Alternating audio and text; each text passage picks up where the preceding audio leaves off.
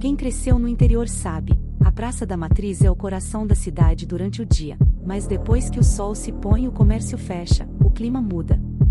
O relato de hoje veio do Cássio, lá de Igarapava, interior de São Paulo. Ele trabalha como entregador e, numa noite de lua cheia, decidiu cortar caminho pela praça central para ganhar tempo. Sabe aquela sensação de que a cidade está morta, mas tem algo te observando de trás das árvores? Pois é. O Cássio sentiu isso no momento em que passou pelo parquinho de ferro da Matriz. O Cássio notou que, enquanto tudo estava parado, nem as folhas das árvores mexiam, um dos balanços, aquele de corrente pesada, estava indo e voltando com uma força absurda. Nhec, nhec. O metal rangia contra o silêncio da noite. Ele parou a moto, achando que era algum moleque fazendo graça, mas quando a luz do farol bateu no balanço, não tinha ninguém. O assento de madeira estava afundado, como se algo invisível e pesado estivesse sentado ali, ganhando impulso. Nada, o som era seco, parecia que o metal estava gritando. Eu apontei o celular para filmar e, no momento em que dei o zoom, o balanço parou. Mas não parou devagar, ele estancou no ar por um segundo e depois caiu com força, como se quem estivesse sentado ali tivesse pulado. Eu ouvi o som de pés pequenos batendo no pedrisco da praça. Tuc, tuc, tuc. Correndo na minha direção. O ar em volta da moto ficou gelado na hora, um frio que doía no peito. Eu senti um cheiro forte de sabonete de glicerina, aquele cheiro de criança que acabou de sair do banho, sabe? Mas a praça estava deserta.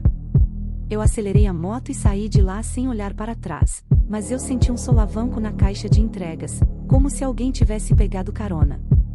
Gente, imagina a situação. Você está sozinho, no meio da noite, e sente a sua moto pesar do nada.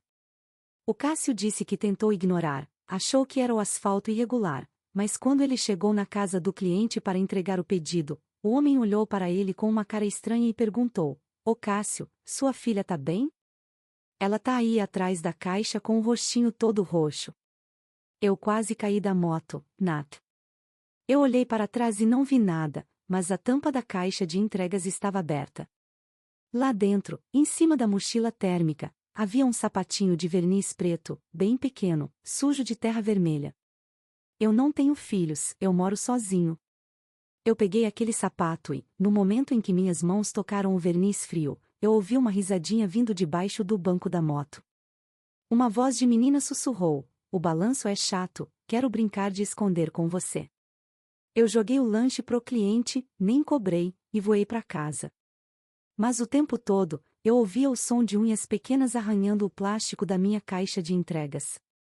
Família, arrepiei. O Cássio descobriu depois que, nos anos 70, uma menina morreu naquele exato balanço durante a quermesse da Matriz.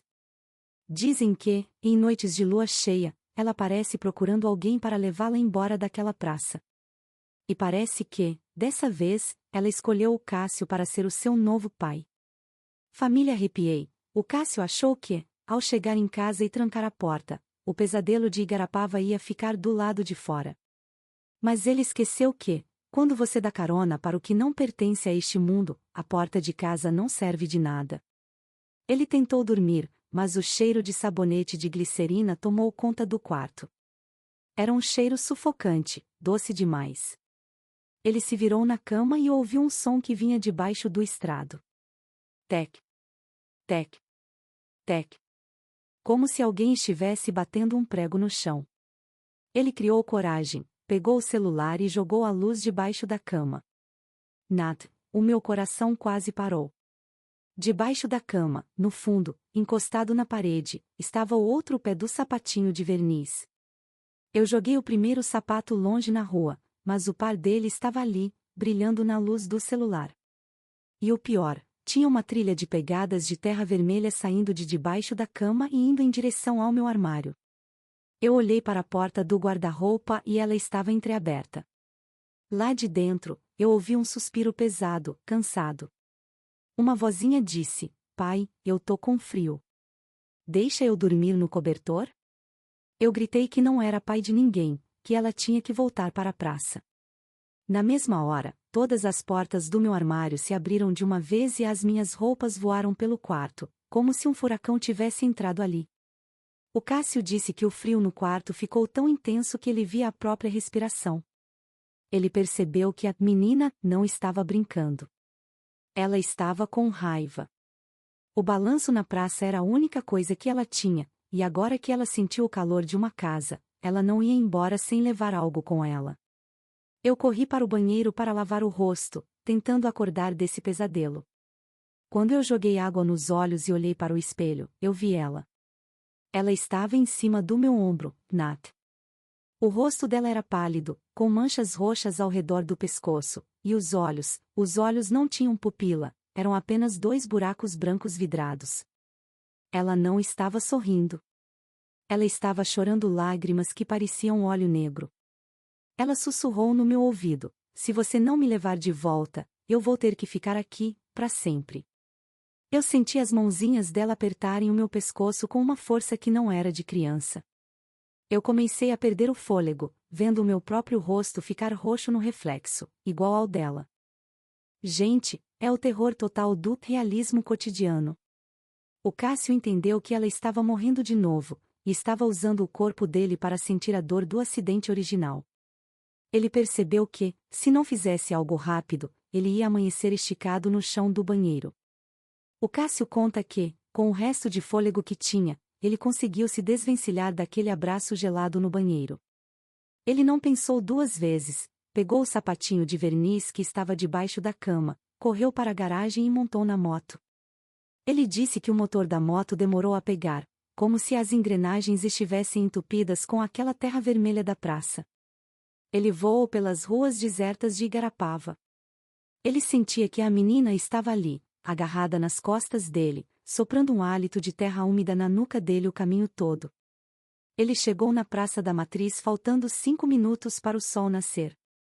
A praça estava mergulhada em uma neblina densa, e lá no fundo, o balanço de ferro azul começou a se mexer sozinho, nhec, nhec, chamando por ela. O Cássio parou a moto e jogou o par de sapatinhos exatamente no assento do balanço que estava em movimento. No momento em que o verniz tocou a madeira, o balanço deu um solavanco violento e parou. O peso nas costas do Cássio sumiu instantaneamente. Ele ouviu um último risinho, mas dessa vez não era macabro, era um riso de quem tinha voltado para casa. O sol começou a despontar atrás da igreja matriz e a neblina sumiu. O Cássio olhou para o balanço uma última vez antes de ir embora. Os sapatos não estavam mais lá. Mas, no chão de pedrisco, embaixo do balanço, havia um desenho feito com o dedo na terra, um bonequinho de palito segurando a mão de uma figura maior, e escrito embaixo: "Obrigado pela carona, papai." Ele voltou para casa e, 3 dias depois, pediu demissão do serviço de entregas noturnas. Ele me disse que nunca mais passou perto daquela praça em noite de lua cheia. O trauma foi tão grande que, até hoje, se ele ouve o som de qualquer metal rangendo, pode ser um portão ou uma dobradiça, ele trava. Ele sabe que o som do metal é o convite dela para brincar. O Cássio me confessou algo que me deu um nó no estômago: Tiago. Ele disse que, meses depois, ele viu no jornal local que o parquinho da Matriz foi reformado e os balanços antigos foram trocados por novos, de plástico. Naquela mesma noite, ele sonhou com a menina. Ela estava chorando porque não tinha mais onde sentar, e ela perguntou se o armário dele ainda estava vazio. Essa história do Cássio serve de alerta para todo mundo que gosta de cortar caminho por lugares vazios de madrugada. Às vezes, o que parece um brinquedo abandonado é a única âncora de uma alma que se recusa a ir embora. Se você vir um balanço se mexendo sozinho sem vento, não pare. Não filme. E, pelo amor de Deus, não dê carona. E vocês, família Arrepiei? Já viram algo se mexendo em parquinhos ou praças da cidade de vocês que não deveria estar se mexendo? Já sentiram um cheiro de infância em um lugar onde só deveria ter solidão? Comentem aqui embaixo. Eu quero saber se a menina do balanço só mora em Igarapava ou se ela tem irmãs por aí. O nosso próximo caso nos leva para o Rio de Janeiro, onde um vigia de um galpão de fantasias de carnaval no Porto Maravilha começou a notar que alguns manequins apareciam suados e com confete fresco nos pés todas as manhãs. E o que ele viu no reflexo de uma máscara de gesso? Bom, isso fica para o próximo vídeo. Até a próxima, família Arrepiei. E lembrem-se, antes de olhar para trás no retrovisor, veja se a sombra que você está carregando é realmente a sua.